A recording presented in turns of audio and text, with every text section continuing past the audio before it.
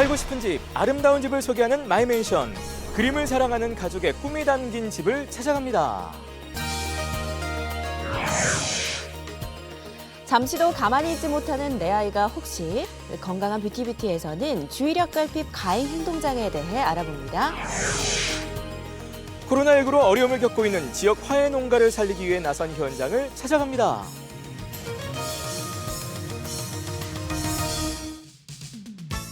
안녕하세요. 기분 좋은 하루 시작 생방송 아침엔 구본상입니다. 안녕하세요. 조혜선입니다. 자, 요즘 어떻게들 지내고 계실지 모르겠습니다. 저절로 안부를 묻게 되는 요즘인데요. 요즘은 뭐 아이나 어른이나 할 것 없이 대부분 집에들 많이들 계시기 때문에 그야말로 집콕족들이 많이 지금 생겨나고 있는데 잘들 계신지 모르겠습니다. 네, 코로나 바이러스의 우울한 마음을 뜻하는 코로나 블루라는 말까지 새로 나왔다고 하는데요. 네. 최근 SNS에는 이 코로나 블루를 극복하기 위해서 집안에서 좀 다양하게 보내는 방법 같은 것들이 많이 올라온다고 합니다. 네, 몇 가지 보니까요. 무려 400번을 저어서 만드는 달고나 커피 아니면 이건 더하네. 1000번을 저어서 만드는 달걀 오믈렛 이런 것처럼 그야말로 집에서 꾸밀 수 있는 홈카페에 대한 것도 나오고 사실 우리가 평상시 같으면 400번, 1000번 이걸 젓고 있겠습니까? 그러니까요. 워낙 집에만 있다 보니까 네. 이런 것들 소소하게 해보면서 재미를 좀 느끼면서 지내는 것 같습니다. 네, 이런 것도 도움이 되고요. 뭐 홈 트레이닝이나 일기 쓰기, 네. 집 정리하기, 라디오 듣기, 퍼즐 이런 활동들도 좀 집에서 우울감을 낮추는 데 도움이 많이 된다고 합니다. 네. 그리고 아이들도 계속해서 지금 집에 함께 있잖아요. 그래서 애들이랑 이거 시간 어떻게 보내야 되나. 놀아주는 게 힘들어요. 네, 부모님들도 너무 막막하실 텐데 그래서 인터넷에 어떤 어머니들은 아무놀이 챌린지라는 이름으로 아이와 함께 신나게 어떻게든 노는 영상들을 올리신다고 합니다. 그래서 보는 거죠. 저 집은 저렇게 또 노는구나. 네, 해서 따라서 해보고 네. 서로 간에 저도 해봤어요. 종이컵 그래요? 쌓기 이런 거. 좀 도움이 되던가요? 도움이 좀 됩니다. 그렇군요. 네, 예. 이렇게 좀 기발한 아이디어들이 인터넷에 많이 올라와 있으니까요. 네네. 다른 집들은 어떻게 하는지 좀 구경도 해보시고 따라도 해보시면서 네. 어려운 이 시기를 좀 잘 극복했으면 좋겠습니다. 코로나 블루에도 걸리지 않도록 우리가 네. 좀 조심해야 될 것 같습니다. 날씨 살펴보겠습니다. 윤수진 캐스터 나와주세요. 네, 안녕하세요. 윤수진입니다. 네. 자, 아무 날씨 챌린지. 네, 오늘 날씨 자세히 전해주시죠. 오늘도 따뜻한 봄 날씨를 기대하셔도 좋겠는데요. 아침에는 먼지와 안개가 뒤엉킨 곳이 있지만 낮 동안에는 햇살도 좋고 기온도 어제와 비슷하겠습니다. 다만 대기가 건조한 가운데 오늘도 기온이 크게 오르는 만큼 일교차만 조심하시면 되겠습니다. 이어서 현재 기온 살펴보겠습니다. 오늘 아침 기온은 어제와 비슷하게 출발하고 있습니다. 제천과 충주가 2도, 증평과 단양이 4도, 괴산은 1도 나타내고 있습니다. 낮 최고 기온 보시면 낮 기온은 어제와 비슷하거나 조금 높겠는데요. 대부분 지역이 17도에서 19도까지 오르겠습니다. 오늘도 어제만큼 아침과 낮의 기온차가 심하겠습니다. 현재 위성 영상 보시면 충북 지역 곳곳에는 안개가 뿌연 곳이 있고요. 현재 공기는 보통 수준이지만 국외 미세먼지로 탁해질 수도 있겠습니다. 주 중반까지는 대체로 맑다가요. 모레부터 글피 새벽까지는 돌풍과 천둥, 번개를 동반하고 매우 많은 양의 비가 내리겠습니다. 베이킹소다 지우개를 아시나요? 신발장이나 옷장, 냉장고에 넣어두면 퀴퀴한 냄새가 사라진다고 하는데요. 이렇게 만든 베이킹소다 지우개를 설거지할 때나 빨래할 때 하나씩 넣어 사용하면 찌든 때가 잘 빠진다고 합니다. 날씨와 생활정보였습니다.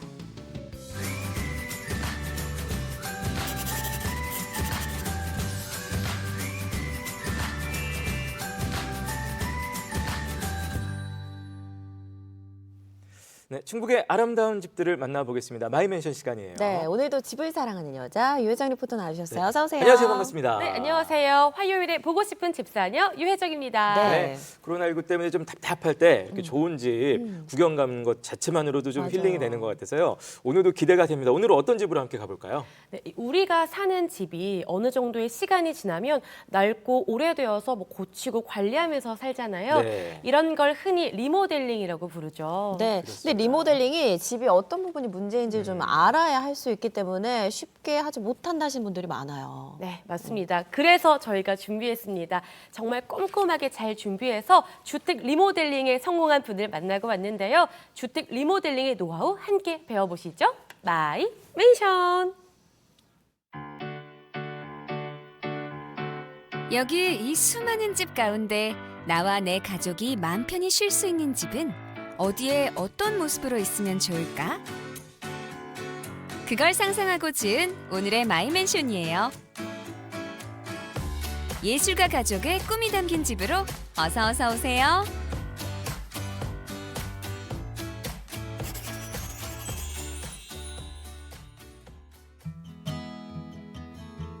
봄이란 말만 들어도 향기가 나고 신선한 기분이 감돌죠?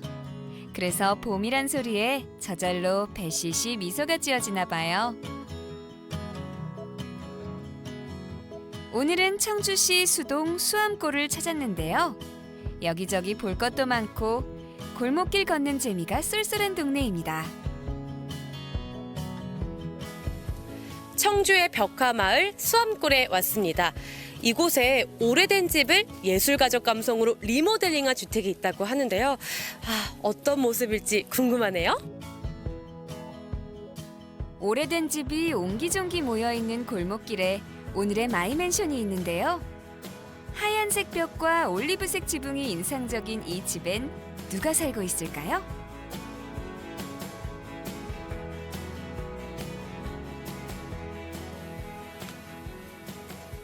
안녕하세요. 마이맨션입니다.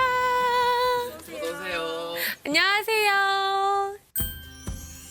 신인철, 오영주 씨 부부입니다.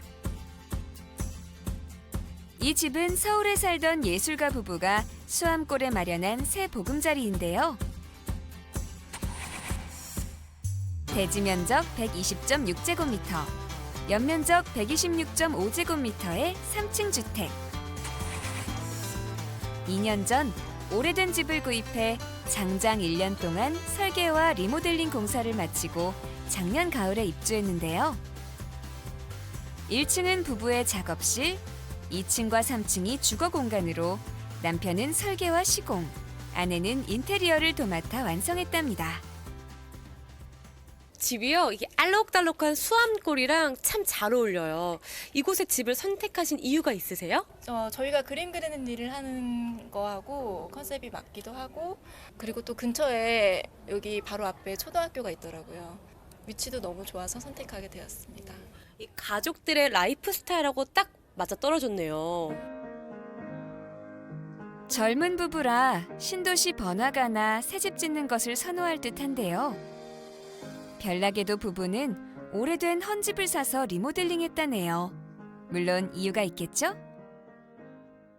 그럼요. 이 신축이 아니라 리모델링을 선택하신 이유는요? 마을 정치하고 잘 어우러지도록 신축보다는 리모델링이 더 나을 것 같았고요.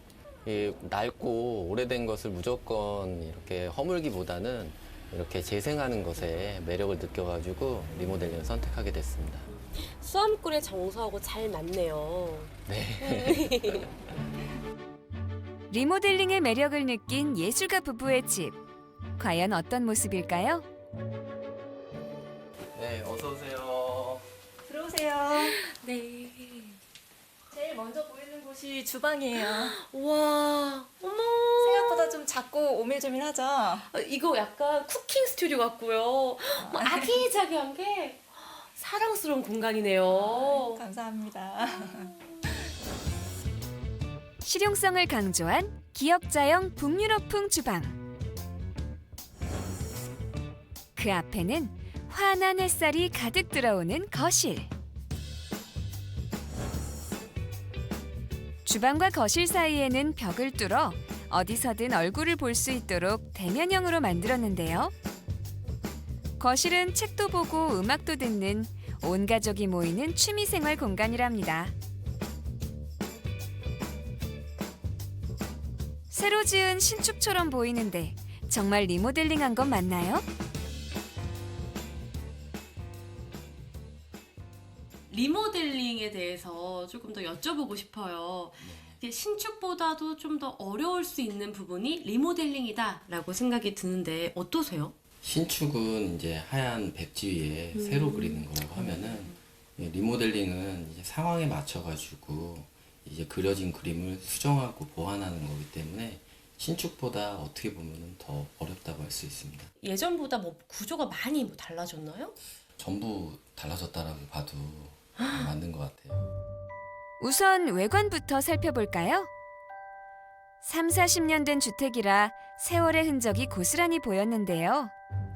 붉은 벽돌의 오래된 집이 모던함이 돋보이는 감성하우스로 변했네요. 그럼 내부는 무엇을 바꿨을까요?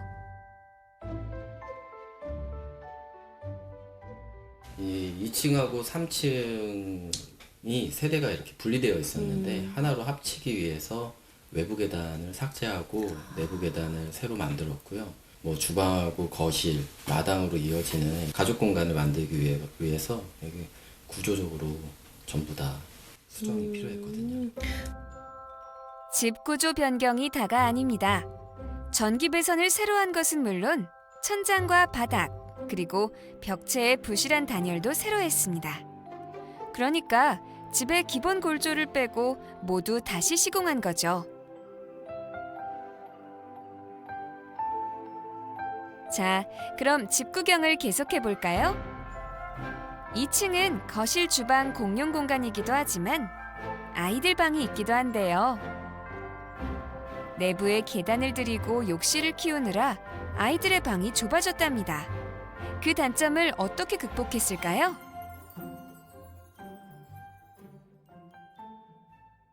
네, 여기는 이제 아들 방이에요. 아, 네. 우와.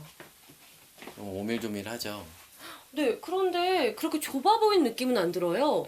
여기가 어쩔 수 없이 방이 좁게 될 수밖에 없었는데 층고를 좀 높이고 2층 침대로 이 좁은 방을 극복하려고 노력했어요. 아, 보니까 책상도 있고 여기 북박이장도 있고 침대도 있고 알차게 다 들어가 있네요. 고민을 많이 했습니다. 방 크기에 딱 맞게 맞춤 가구를 넣어 수납 정리와 편리성, 기능성까지 모두를 잡았습니다.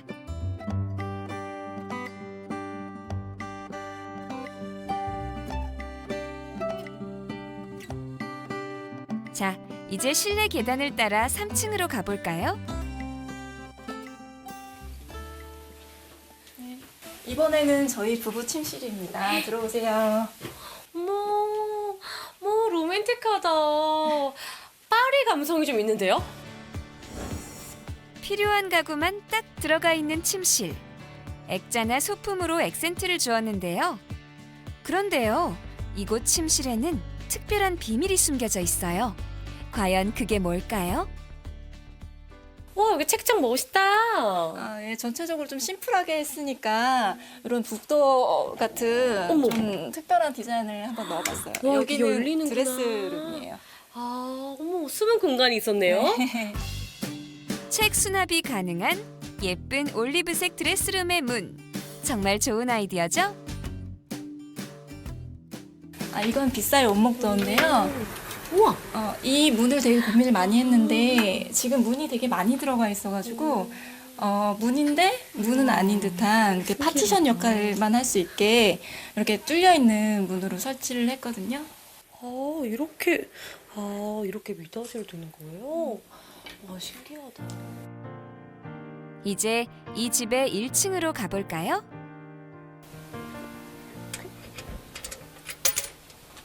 뭐야 이거? 돈 먹었어. 뭐 하세요?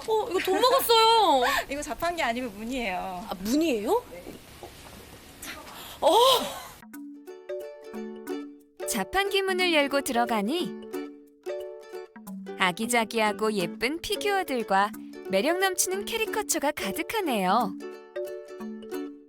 이곳은 부부가 함께 작업도 하고 작품을 전시도 하는 곳인데요. 사실 차분하게 작업하는 곳이지만 밝고 환한 인테리어가 이곳을 오가는 사람들을 기분 좋게 해줍니다. 정말 감각적이죠? 이 집은 두 분의 색깔이나 개성 그리고 감각까지도 다 드러나는 집 같아요. 저희가 원하는 이런 사항들을 구체화하려고 남편하고 얘기 많이 하고 아이들하고도 의논을 많이 해서 확실히 정한 다음에 인테리어 하시는 분한테 전달을 했어요. 물론 말로만 이렇게 해주세요가 아니라 직접 도면도 그리고 가구 위치, 사이즈, 설치할 제품명까지 적어서 시공업체와 소통했답니다. 꼭 이렇게 구체적으로 의뢰하면 무엇이 좋을까요?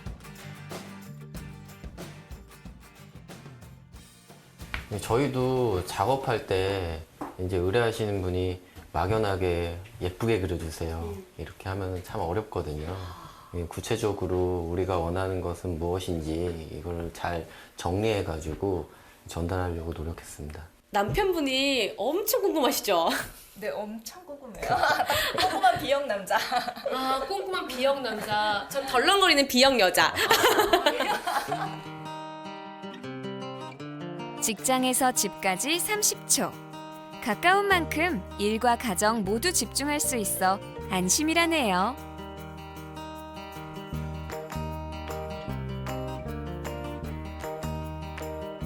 네, 이러겠습니다. 아내 오영주 씨는 주로 동화책 표지나 사파 작업을 하는 일러스트 작가로 활동하고 있는데요. 오늘은 특별히 유혜정 리포터의 캐리커처를 그리는 중입니다. 그래서 사실 기대가 많이 됐어요. 캐릭터처럼. 어떤 모습일지. 해보고 싶었어요. 편안하게 이야기를 나누다 보니 어느새 완성된 그림. 과연 어떤 모습일까요? 완성됐습니다. 어머, 세상에. 딱 저예요. 볼 통통한 게. 어머, 저 정말 마음에 들어요. 감사합니다. 와. 해가 어느덧 뉘엿뉘엿 저물어 가는데요. 어머나, 여기가 청주 노을 맛집, 야경 맛집이라네요. 안 보고 갈 수 없죠? 아까 토마토 토카라고 하셨죠? 네, 좋아요. 이곳에 올라와서 보니까 청주의 전경이 딱 보이는 게 가슴이 뻥 뚫리고 멋있다 생각이 들어요. 예, 저도 이 전망이 너무 좋아가지고 이쪽으로 오기를 결정하게 된 것도 있는 것 같아요. 이 집은 어떤 의미가 있는지 또 앞으로 어떻게 사실지 계획 이런 게 듣고 싶어요. 집은 우리라고 생각해요. 그러니까 예술을 사랑하시는 분들과 함께 아름다운 추억을 많이 만들어가고 싶습니다.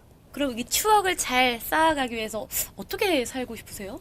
그림 그리는 사람들이니까 뭐 이제 그림으로 집을 아름답게 꾸밀 수 있는 그런 일들 계획들 하고 있거든요. 그런 것들 선보이면서 그 좋은 분들하고 또 만나서 소통하고 싶고 그래요. 좋아요, 선생님. 앞으로 두 분이 이 멋진 공간에서 더욱더 행복한 추억 쌓을 수 있도록 혜정이가 응원할게요. 감사합니다. 감사합니다.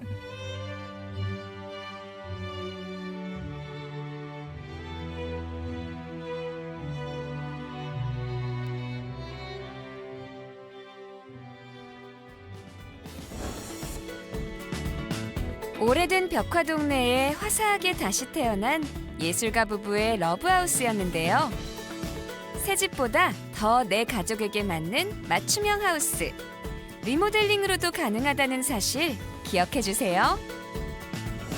예술을 사랑하는 가족의 꿈이 담긴 집. 마이 맨션.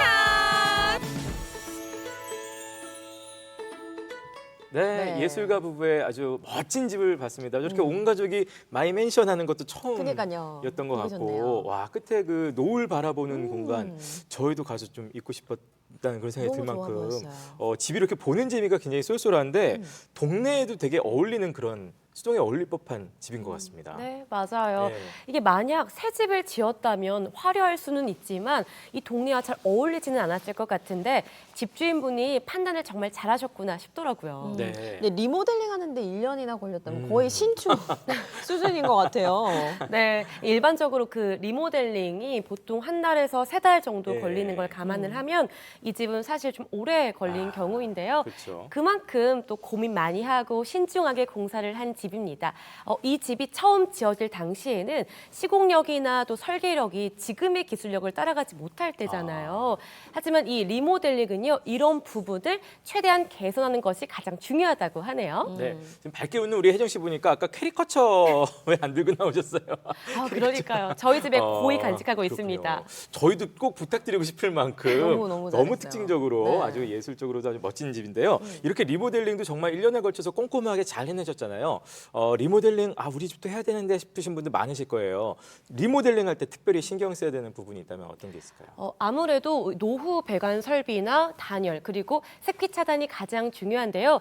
이 비용은 총 공사 비용의 30% 이상을 차지한다고 하니까요. 정말 꼼꼼히 알아보시고 시공하시길 바랍니다. 네, 그렇군요. 집을 좀 편안하고 마음에 쏙 들게 고쳤기 때문에 작업도 왠지 모르게 되게 잘 될 것 같다는 느낌이 들어요. 네네. 작업실도 좀 많이 환하고 예쁘더라고요. 그러니까요. 그렇죠. 네. 이렇게 단열이나 습기 걱정 없게 집을 리모델링 하려면 무엇보다 내가 원하는 것을 제대로 잘 전달하는 것이 가장 중요하다고 하니까요. 공사 계획이 있다면 고쳐야 할 부분이 어떤 것이 문제인지 공부하시고 또 시공하시는 분과 충분히 소통한 후에 공사하면은 실패 확률이 적다는 사실 꼭 기억하세요. 네, 사실 리모델링 보면 우리가 저렇게 꾸몄구나, 이렇게 했구나, 이것만 생각하기 쉬운데 사실 아까 말씀하신 대로 뭐 노후된 배관 설비라든지 단열, 습기 이런 것들이 굉장히 중요하니까 꼼꼼하게 좀 살펴보셔야 될 것 같습니다. 네. 자, 오늘 보신 집처럼 이렇게 멋진 집들 또 우리 집에 또 이런 것들은 꿀팁입니다. 알려주실 분들은 어떻게 해야 될까요? 네, 저희 마이맨션 제작팀에게 연락해 주시면 저희가 언제든지 달려가도록 하겠습니다. 그리고 오늘 화면 다시 보고 싶으시면요. 유튜브 마이맨션 채널 들어오셔서 다시 보시고 구독과 좋아요도 꾹 눌러주세요. 네, 여러분의 참여 기다리고 있겠습니다. 오늘 집도 구경 정말 잘했고요. 다음 주 집도 또 기대가 됩니다. 네, 예정 리포터 감사드리면서 잠시 후에 함께하도록 하겠습니다. 고맙습니다. 네, 감사합니다.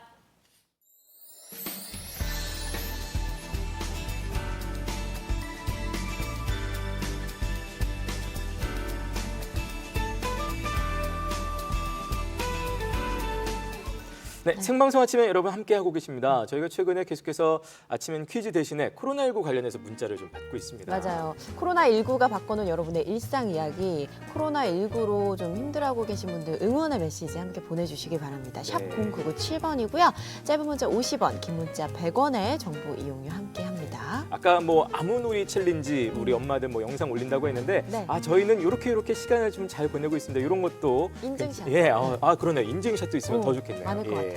아무튼 여러분의 적극적인 문자 참여 기다리고 있겠습니다.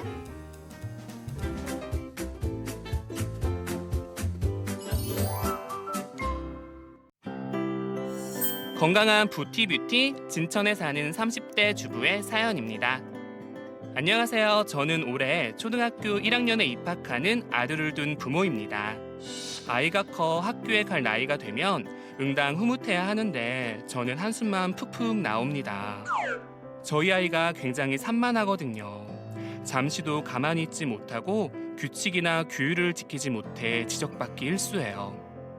식당에 가면 가만히 앉아있지 못하고 막 돌아다니기도 합니다. 학습은 또래 아이들보다 처지고 유치원 수업 시간에는 착석은커녕 교실 밖으로 돌아다니기까지 하죠. 주변의 걱정 어린 시선에 저는 아이를 데리고 정신건강의학과에 갔습니다. 의사 선생님은 주의력 결핍 과잉행동 증후군이라는 진단을 내리셨습니다. 지금은 마음을 다잡고 아이와 함께 병원을 다니며 치료하고 있죠.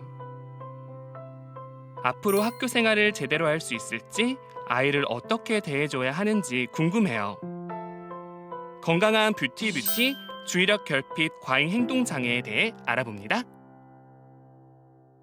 네, 오늘은 주의력 결핍 과잉 행동 증후군 진단을 받은 우리 또 아이 학부모님의 사연이었는데요.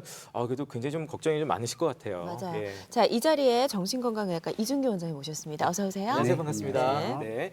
자, 주의력 결핍 과잉 행동 장애 증후군. 이거 이름이 굉장히 어렵습니다. 영어로 ADHD라고 하는데 저는 사실 그게 더 익숙한 것 같아요. 가끔 이제 드라마 같은 데 보면 아니면 뭐 어디 이렇게 예능 같은 데 보다 보면 ADHD 뭐 이렇게 얘기를 하니까요. 이게 좀 심각한 질환인가요? 어떻습니까? 네, ADHD 이렇게 입에 착착 붙지 네네네. 않는데요. 그렇지만 이제 아이를 키우는 부모님들이라면 이제 많이들 들어보셨을 거고 이제 앞에 나온 사연처럼 혹시 내 아이도 아닐까 하고 한번 걱정도 하시고 고민도 하고 여기저기 찾아보고 하신 분들이 많을 거라고 이제 생각합니다. 네네. 네, ADHD 이제 한글 이야기로 하면은 한글병으로 이야기하면 주의력 결핍 과잉행동 장애인데요. 여기서 한글 진단명을 이제 다시 한번 곱씹어보면 주의력 결핍이라는 하나의 이제 증상 범주와 과잉 행동이라는 이제 두 가지 증상이 하나의 진단명 안에 들어가 있는 것을 볼 수가 있습니다. 네. 즉 주의력 결핍으로 인한 증상과 어떤 문제와 과잉 행동이라는 문제로 인해서 아이의 일상생활, 뭐 아이들로 얘기한다면 학교 생활이라던가 학업 생활, 뭐 그리고 친구 관계, 뭐 또래 관계 이런 데서 이제 문제가 생겨가지고 예. 어려움을 겪는 질환이라고 할 수 있겠습니다. 네. 이 ADHD에 대한 이야기가 좀 최근 들어 더 많은 것 같은데 그렇게 진단받는 경우가 많은 건가요? 네, 아마 뭐 저도 그렇고 뭐 여기 계신 분들도 그렇고 초등학교 다니실 때만 해도 ADHD 뭐 이런 얘기 들어보시는 분들 크게 많지는 않을 거라고 생각이 합니다. 네. 근데 이제 2000년대 들어와서 뭐 이제 어떤 뉴스나 기사거리를 통해서 그리고 어떤 뭐 광고 홍보물들을 통해서 ADHD 이런 얘기 이제 좀 나오기 시작했고 요즘에는 뭐 아마 ADHD 뭐 안 들어보신 분들은 없을 거라 생각합니다. 또 심지어는 요즘에는 성인 ADHD 뭐 이런 이야기도 네네. 나와서 성인분들도 내가 ADHD 아닌가 이렇게 이제 생각하고 있죠. 실제 이제 ADHD의 유병률 같은 경우 20년 전에 비해서 2~3배 가량 이제 증가했다고 합니다. 하지만 이게 이 증가했다는 것이 과거에 없던 병이 뭐 어떤 생활 환경의 변화나 자연 환경의 변화로 뭐 새롭게 생기고 있는 질환이다. 이렇게 보기에는 조금 무리가 있고요. 예. 이런 인식의 증가, 즉 뭐 부모님들이나 이제 가족들 주변 사회의 이제 인식의 증가나 또 의사들 역시 이런 ADHD에 대한 이제 인식의 증가로 인해서 이제 좀 증가하고 있다라고 이렇게 생각을 하고 있습니다. 현재 ADHD 유병률 같은 경우 20에서 이제 초등학교 저학년들을 기준으로 이제 5에서 7% 정도로 보고 있기 때문에 요즘 이제 초등학교 한 반에 이제 20에서 30명 정도 되니까는 한 반에 한두 명 정도는 ADHD가 있을 수 있다 이런 얘기입니다. 우리 어릴 때는 그냥 어릴 때 까불어 맞아요. 뭐 돌아다녀 막 이러고 막 끝났는데 이제 요즘은 그다음에 인식이 좀 바뀌고 있는 것 같습니다. 그러게요. 보통 산만한 아이들을 보면 뭐 ADHD 아닐까 뭐 의심을 하는데 그것만으로는 진단이 안 될 것 같아요. 조기 뭐 증세 이런 게 있나요? 네. 이제 앞에서도 이제 말씀드렸듯이 이제 ADHD는 어떤 주의력 결핍과 이런 과잉 행동 이제 두 개의 이제 증상 카테고리로 이제 이루어진 질환인데요. 이제 좀 각 카테고리별로 나눠 가지고 증상을 좀 살펴볼 수가 있겠습니다. 네. 일단 ADHD 하면 뭐 많은 분들도 알고 계시고 얘기하셨듯이 먼저 떠올리는 모습 막 여기저기 이제 뛰어다니고 막 이런 데 올라가지 말아야 될 곳을 올라가고 저러고 있네요. 네, 뭐 소리 지르고 이런 이제 모습들을 많이 떠올리는데 이런 것들이 이제 과잉 행동의 범주로 이제 볼 수 있습니다. 네. 이제 이 과잉 행동 안에는 과잉 행동과 이제 충동성 두 가지 증상이 있는데요. 이제 이렇게 앞에서 말한 여기저기 올라가고 몸을 가만히 두지 못하는 것. 이제 쉽게 말하면 이제 발에 모터가 달린 것 같다 이렇게 얘기를 하는데요. 네, 이런 것들이 이제 과잉 행동이라고 하면 이제 충동성은 참지 못하고 불쑥불쑥 이제 나타나는 행동을 얘기합니다. 선생님이 이제 질문을 하면은 선생님이 질문을 이제 끝까지 듣고 그거에 대해서 이제 대답을 해야 되는데 중간에 그냥 갑자기 불쑥 얘기를 한다거나 뭐 네. 딴소리를 한다거나 아니면 이제 아이들이 뭐 급식 시간이나 여러 시간에 줄을 서서 차례를 기다려야 되는데 그런 차례를 기다리지 못하고 뭐 새치기를 한다거나 그 기다리는 걸 힘들어 한다거나 또 이제 다른 사람이 말을 하는데도 말을 이제 방해하고 자기가 이제 관심 있는 말에 불쑥 껴들거나 참견하거나 이렇게 참견이 심한 것도 충동성 조절의 문제라고 합니다.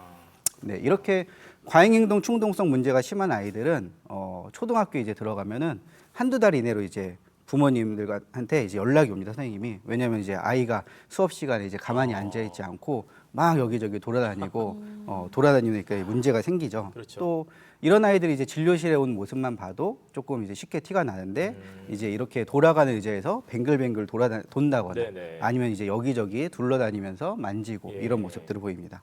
이렇게 과잉 행동 충동성 범주는 이제 밖으로 좀 드러나기 때문에 쉽게 드러나고 예. 누가 봐도 또 문제로 보이기 때문에 예. 금방 발견하고 조기에 치료에 이제 들어가게 됩니다. 말씀하신 대로 누가 봐도 과잉 행동은 꼭 전문가가 아니더라도 보면 좀 티가 날 것 같다는 생각이 드는데 반대로 이렇게 티는 안 났는데 ADHD인 경우도 있습니까? 네.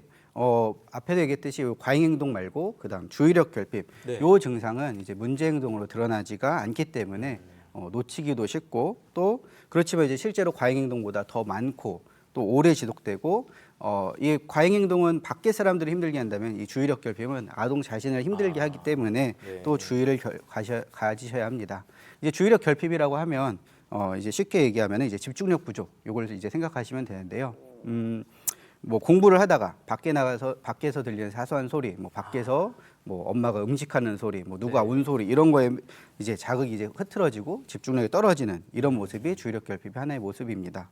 또한 이제 어떤 수업 시간에 선생님이 이제 말 아니면 이제 다른 사람의 말을 끝까지 경청을 해야 되는데 그 끝까지 경청을 하다가도 주의력이 떨어지고 끝까지 다 못 듣는다거나 이제 다른 생각을 하는 것 이런 것들도 하나의 주의력 결핍 증상입니다. 네. 뿐만 아니라 숙제나 이제 업무를 하는데도 그 업무를 끝까지 마쳐야 되는데 끝까지 마치지 못하고 부분 빼놓고 한다거나 또 물건을 자주 잃어버리는 것 이런 것도 이제 주의력 결핍이고요. 뭐 이제 시험 공부나 숙제 같이 중요하고 우선적인 일을 해야 되는데 이제 게임이나 뭐 스마트폰 사용에 몰두해서 주의력을 이제 중요한 일로 전환하지 못하는 것 이런 것도 주의력 결핍이라고 합니다. 그렇군요. 그리고 또 궁금한 게 이제 ADHD가 아이의 성향이나 뭐 기질 탓은 아닌지 이런 거 걱정하시는 분들도 많이 있으시거든요. 네. 아이가 이제 성격이 활발해가지고 뭐 나서기 좋고 나서기 좋아하고 뭐 씩씩하게 대답도 잘하고 막 건강해서 여기저기 뛰어다니고 노는 것을 이제 다 ADHD라고 한다면은 아마 이제 남자아이들 절반 이상은 다 ADHD로 이제 진단해야 될 거라고 생각합니다. 그렇기 때문에 이러한 과잉 행동이 아이 어떤 성격이나 성향인지 아니면은 ADHD인지는 또 잘 구분을 해야 될 겁니다. 네. 초등학교 이제 남자애들 이제 쉬는 시간에 가면 엄청 막 축구하고 격렬하게 뛰어놀고 하는데요.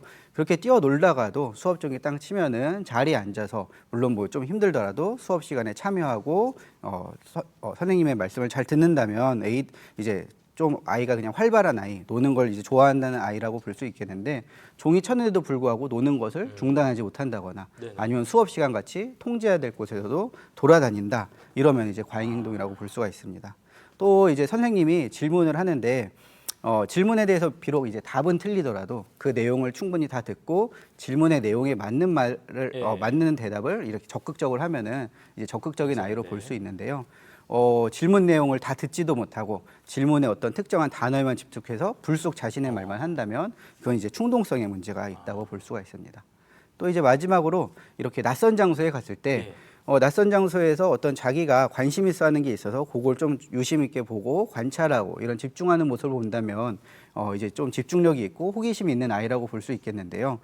낯선 장소에 가면 그냥 여기저기 돌아다니고 물건을만 만지기만 하고 주의력이 이렇게 빠르게 이제 왔다 갔다 전환되는 아이들 이런 아이들은 좀 이런 주의력 저하가 있다고 생각해 볼 수 있겠습니다. 네. 그럼 이 주의력 결핍 과잉 행동 장애는 왜 생기는 거예요? 뭔가 과학적으로 증명된 게 있어요? 네, 이 ADHD는 아무래도 뭐 정신건강의학과에서 다루고 또 아이의 어떤 행동이라던가 이제 심리 그리고 가족관계 이런 사회관계 등에서 문제가 생기는 질환이다 보니까는 이제 부모님들 같은 경우 뭐 나의 양육 방식이나 어떤 뭐 가정 환경 또는 스트레스 이런 것 때문에 이제 아이가 ADHD가 걸린 것은 아닐까 생각을 하기 쉽습니다. 또 요즘에는 이제 요즘에 문제가 되는 뭐 미세먼지나 뭐 환경 호르몬, 화학 물질 뭐 이런 것 때문에 어떤 자연 환경의 변화로 이렇게 생긴 건 아닐까, 환경 오염 때문에 생긴 건 아닐까 생각을 하는 분들도 많이 있습니다. 물론 이런 요인들이 뭐 ADHD의 위험 요인이 아니다 이렇게 말하기는 어렵지만 이제 직접적인 원인이라고 하기에는 아직 어렵습니다. 오히려 ADHD는 이제 고혈압이나 이런 당뇨 같이 어떤 몸의 장기의 기능 저하로 인한 신체 질환, 즉 뇌의 신경 생물학적 요인으로 인한 기능 저하. 그래서 이렇게 신체 질환의 일종이라고 생각하시는 것이 받아들이기 편하실 겁니다. 그렇군요. 네. 그렇기 때문에 가족력도 있고 유전성도 좀 생각보다 높은 편입니다. 네. 이제 인간이 동물의 뇌와 다른 거는 이 전두엽 앞에 있는 뇌가 발달해 있다는 건데요. 특히 전두엽 중에서도 그림에 보시듯이 제일 앞부분에 있는 곳을 전전두엽이라고 합니다. 이 부분을 통해서 어떤 이제 통제도 하고 계획도 하고 또 하고 싶은 것을 참기도 하고 우선순위를 정하고 또 동기를 갖고 목표를 세우고 이런 것들을 하는 역할을 하는 곳이라고 합니다. 근데 ADHD 환자의 경우 이 전전두엽의 기능이 저하가 되어 있는 특징이 있습니다. 그러다 보니까는 뭐 중요한 일이 있는데도 어떤 게 중요한 일이고 어떤 게 덜 중요한 일인지 우선순위를 못 정하고 또 일을 끝내야 되는데 끝마치지도 못하는 경우도 있고 뭐 숙제나 이런 시험 공부를 해야 되는데 동기가 생기지 않고 한 가지 목표를 향해서 나아가지 못하는 모습을 보이기도 합니다. 여기가 그렇게 중요하군요. 예. 뭐 여러 가지 증상들 아까 쭉 말씀해 주셨는데 주의력 결핍에 해당되는 것, 또 과잉 행동 장애에 해당되는 것들을 좀 말씀해 주셨어요. 그래서 혹시 ADHD도 이렇게 좀 유형이 더 갈라지는지 어떻습니까? 네, 그래서 이렇게 두 가지 범주, 과잉 행동 충동성과 이제 주의력 결핍이 있다고 했는데요. 어떤 증상이 이제 주로 나타나느냐에 따라서 과잉행동 충동성형 그리고 주의력 결핍형 그리고 이 두 가지가 지금 골고루 나타나면 혼합형 이렇게 세 가지로 분류해서 얘기하고 있습니다. 네. 조금 이제 단순화해서 설명을 하자면은 어린 나이 그리고 이제 초등학교 저학년 때는 과잉행동 충동성형이 이제 많이 나타난다면은 청소년기, 성인기까지 지속되는 경우는 이제 주의력 결핍형 같은 경우는 이제 늦은 나이까지 지속되고 또 어릴 때는 이제 과잉행동 충동성형에서 주의력 결핍형으로 전환되기도 합니다. 네. 이런 주의력 결핍은 늦은 나이까지 이제 지속되면서 이런 학업이나 어떤 사회생활, 인간관계에 이제 어려움을 주기 때문에 그래서 자신감을 떨어뜨리고 또한 우울 불안을 느끼기도 하고 결국 적응을 어렵게 하기도 합니다. 또한 이제 남자아이가 여자아이보다 ADHD 유병률이 이제 2~3배 가량 높다고 네. 하는데 주의력 결핍형 같은 경우는 여자아이한테도 많이 나타나서 여자아이를 키우는 부모님들이시라면 내 아이가 이제 여자아이들 같은 경우 얌전하잖아요. 예, 그래도 예. 혹시 주의력 결핍이 있는 건 아닌지 아이 혼자는 이제 딴 생각을 하고 있는 건 아닌지 예, 예. 한번 고민해 보셔야 할 겁니다. 자, 저희가 뭐 생방송이기 때문에 시간이 좀 많이 갔습니다. 결국 이제 치료 궁금해하실 것 같아서요. 치료 기간 등등 해서 좀 짧게 간단하게 부탁드리겠습니다. 네, 반복해서 말하자면 이제 ADHD는 이제 생물학적인 문제, 이제 뇌의 기능 문제로 인해 생기는 질환이기 때문에 네. 어떤 치료보다 일단 약물 치료가 가장 약물 이제 치료. 중요합니다. 예. 네, 약물 치료만 사용한 집단과 약물 치료 없이 어떤 행동 치료, 심리 치료 등만 시행한 집단을 비교했을 때 약물 치료를 시행한 집단의 효과가 훨씬 좋았습니다. ADHD의 경우 이제 이 전전두엽의 기능적으로 생기는 질환이기 때문에 네. 이 약을 이용하면은 이 전전두엽이 충분히 성숙할 수 있도록 뇌를 보호해주고 도와주는 역할을 하며 그 사이 이제 문제 행동을 조절해주는 역할을 합니다. 그렇기 때문에 이제 짧게는 1~2년에서 네네. 뭐 길게는 이제 성인기까지 충분히 치료를 해야 되고 3분의 2 이상은 청소년기까지 질환이 가고 반 이상은 성인기까지 가기 때문에 지속적인 평가와 치료가 필요하다고 할 수 있겠습니다. 네. 뭐 고쳐질 수도 있다는 말씀이시죠? 길게 걸리지만. 네, 맞습니다. 예, 예. 네. 자, ADHD와 관련된 이야기 나눠봤는데요. 이게 단시간에 치료되는 질환이 아니기 때문에 네. 이제 또 긴 시간 동안 아이와 발맞춰서 나아갈 수 있도록 부모님들이 또 마음 준비를 좀 단단하게 하시고 잘 이끌어 나가셨으면 좋겠습니다. 네. 자, 오늘은 ADHD에 대해서 함께 살펴봤습니다. 정신건강의학과 이준기 원장님 그리고 함께해 주신 리어혜정 리포터 두 분 감사드리겠습니다. 고맙습니다. 네, 감사합니다. 감사합니다. 어느새 봄! 조금씩 나아지고 있습니다. 지금 필요한 건 극복할 수 있다는 믿음. 우리는 할 수 있습니다. 오늘 필요한 건 희망, 내일 날씨는 맑음입니다. 아침에니 여러분의 일상을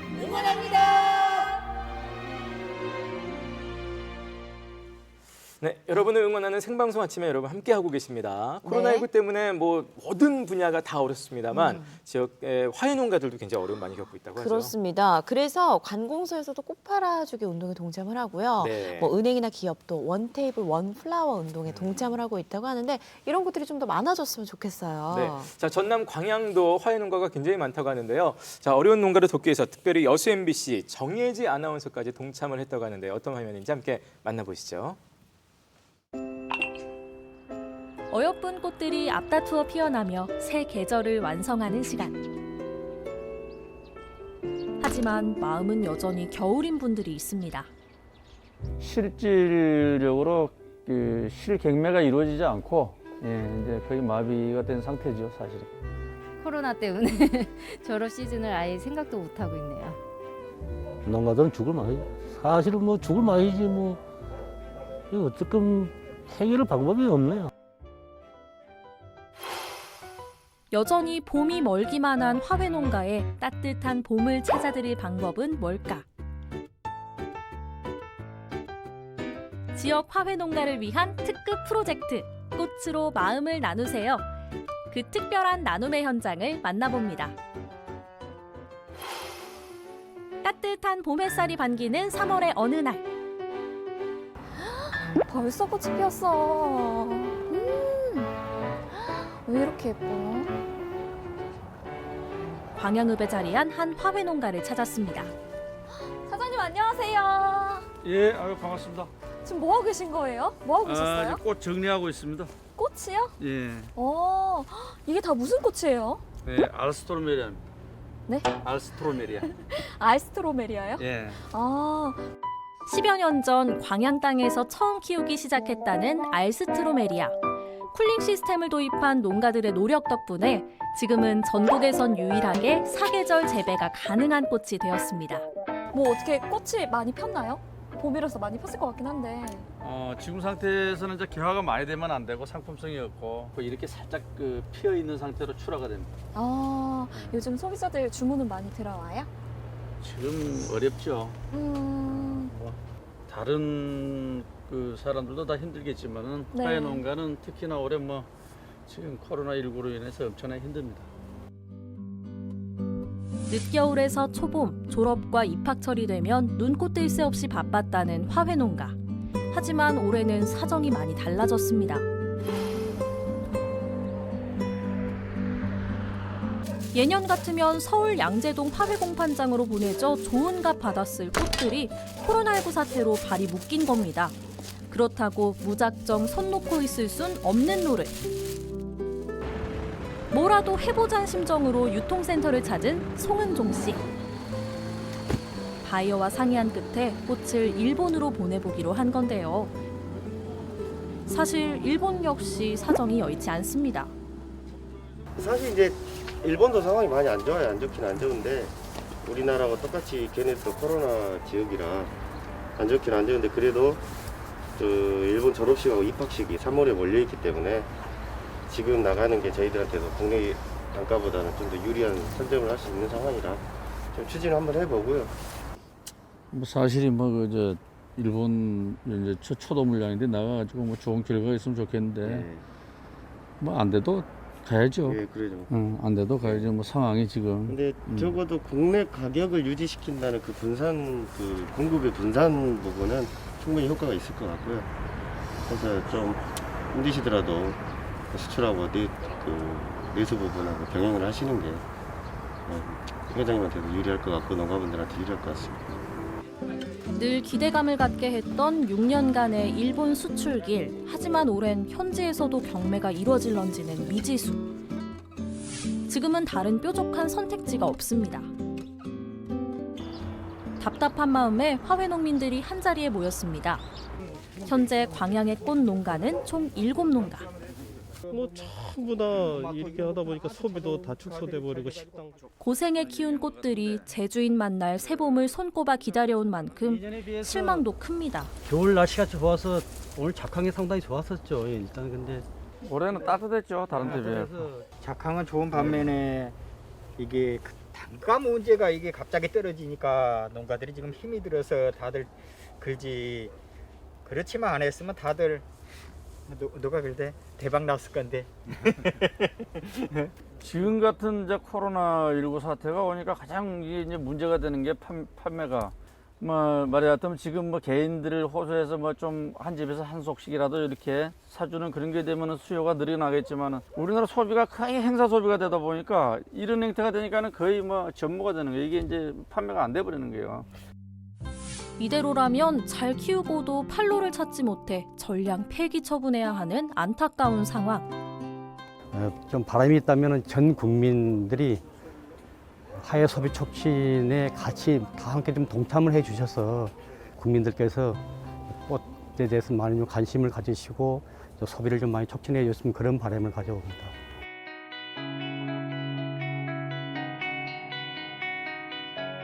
어떻게 하면 농민들이 공들여 키운 꽃을 심폐소생시킬 수 있을까? 고민을 거듭한 끝에 꽃의 주인을 직접 찾아 나서기로 했습니다. 그러면은 사장님 제가 꽃을 전해주시면 제가 도움을 좀 드려볼게요. 네. 제가 이렇게 가져가면 될까요?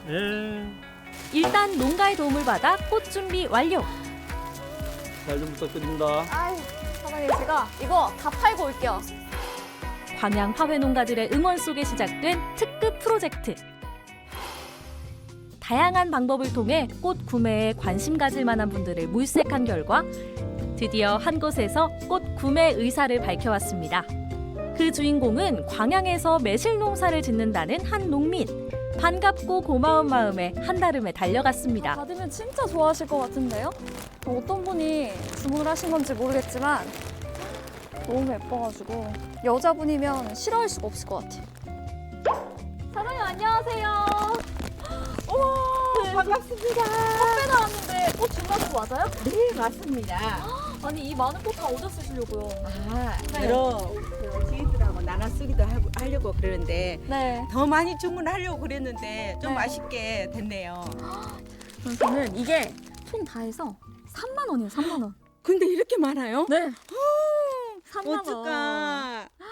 제가 이 꽃을 3만 원이 아니라 무한대로 지금 제가 이 기분을 업이 되잖아요. 네. 제가 5만 원을 드릴게요. 예, 다른데 좋은데 기부하셔서 받아도 좋은 되는 일에 쓰시기를 바래요. 따뜻한 새봄을 기다려온 광양의 농부들. 하지만 바이러스가 세상을 덮은 지금 그들의 시계는 여전히 추운 겨울에 멈춰 있습니다. 그 겨울을 녹일 수 있는 건 우리 모두의 따뜻한 마음. 꽃으로 화훼농가와 사랑하는 사람들에게 마음을 전해보는 건 어떨까요? 네, 네. 꽃으로 사랑을 나누고 온 정예지 아나운서 완판하느라 고생하셨어요. 그러네요. 많은 분들이 내일처럼 이렇게 동참을 해주시니까 참 좋은 것 같습니다. 네, 자 앞으로 좀 일상적으로 꽃을 사는 문화가 많아졌으면 좋겠어요. 네. 자, 저희는 여러분께서 보내주신 오늘 또 저희 생방송 함께 하시면서 보내주신 코로나19 관련한 문자 소개해드리겠습니다. 네, 먼저 3070님이세요. 네. 저는 요양원에서 근무하고 있는 요양보호사입니다. 네. 코로나19로 인해 어르신들 보호자들이 면회를 못 오고 있어요. 빨리 코로나19가 종식이 돼서 어르신들이 가족들 만났으면 좋겠습니다. 하셨네요. 아유, 정말 그러네요. 네. 감사합니다. 7380님도 문자 주셨습니다. 기름기 있는 음식만 좋아하는 신랑에게 야채가 면역력에 좋다고 해서 2달째 먹였더니 신랑 몸무게가 5kg 빠졌다는 야채가. 임상 실험 결과를 저에게 보내주셨습니다. 네. 감사드리겠습니다. 그래요. 예. 그래도 좀 섞어서 드시는 것도 좋을 것 같은데. 그러니까요. 네, 어쨌든 건강해지신 네. 것 같습니다. 예. 그리고 6908님 네. 아침 뉴스에 교과서 드라이브스루로 학생들 교과서 전달한다고 하더라고요. 예, 맞아요. 언제나 아이들이 활발하게 뛰어놀 수 있을까요? 하루빨리 코로나19에서 벗어나길 오늘도 기대해 봅니다 하셨습니다. 저도 이거 그 사진으로 봤는데 보통 이제 신학기가 되면 선생님을 교실에서 이렇게 인사하고 서로 봐야 되는데 차 안에서 서로가 첫 대면을 그렇게 하는 가슴 아픈 일이더라고요. 좀 빨리 좀 해결이 됐으면 좋겠고요. 7068님이십니다. 어느 드라마를 보니까 온 나라의 전염병을 물을 이용해서 해결하는 본 장면이 기억이 나네요 하시면서 좋은 물 많이 드시고 외출 후에는 손발 깨끗이 하게 하셔서 건강관리 잘 하시길 바라요 하시면서 내일 모레 내리는 봄비가 코로나 바이러스를 다 씻어주기를 기대해 봅니다. 힘내세요라고 이렇게 덧붙여 주셨습니다. 네. 어떤 드라마인지 보면서 저희도 정말 이 비가 내릴 때 좀 씻겨 내려가기를 좀 정말 바라도록 그랬으면 좋겠네요. 하겠습니다. 네. 저희가 두 분을 뽑아서 상품 보내드리도록 네, 하겠습니다. 휴대전화 번호 3070님, 6908님 축하드립니다. 네. 자, 생방송 아침에 이제 마칠 시간이 다 됐습니다. 저희가 뭐 마지막 소식으로 여수 MBC 정유지 아나운서 그 꽃 소식도 봤습니다만 사실 이제 아래쪽 지역부터 해서 봄꽃이 뭐 산수유, 뭐 벚꽃에서 많이 피고 있는데 지금 좀 안타깝게도 뭐 그런 봄꽃 축제 같은 건 일단 거기가 취소가 됐고 더불어서 지자체에서는 봄꽃 보러 오지 마세요라고 지금 당부를 하고 있는 그런 마음 아픈 상황이에요. 네, 이제 좀 집에 있기 답답해서 꽃도 피고 하니까 꽃 구경 갔다가 코로나19 이제 확진 사례가 늘고 있다고 하는데요. 벚꽃으로 유명한 창원, 진해 그리고 여의도 석촌 호수는 아예 벚꽃 출입을 통제했다고 합니다. 그렇군요. 네. 예. 이때가 진짜 고비입니다. 이때 네네. 사실 못 참고 막 가시는 분들이 있는데 어쨌든 뭐 집 근처에도 요즘은 아파트 조경도 좋아서요. 벚꽃 맞아요. 그런 것들로 좀 해주시고 아니면 드라이브 하시면서 차 안에서 이렇게 지나가면서 좀 감상해 보시는 걸로 올 봄을 우리가 함께 견뎠으면 좋겠습니다. 네, 내일 이 시간 예고해드리겠습니다. 충북의 국보를 찾아 떠나는 여행 그 두 번째 시간이죠. 충주와 단양 가보고요. 네. 문화데이트 시간에는 충북 교육문화원 다양한 프로그램들 알아보는 시간 준비하겠습니다. 네, 자 오늘도 화요일 하루 건강하게 보내시기 바라겠고요. 저희는 내일 아침에 다시 돌아오겠습니다. 네, 시청해주신 여러분 고맙습니다. 고맙습니다.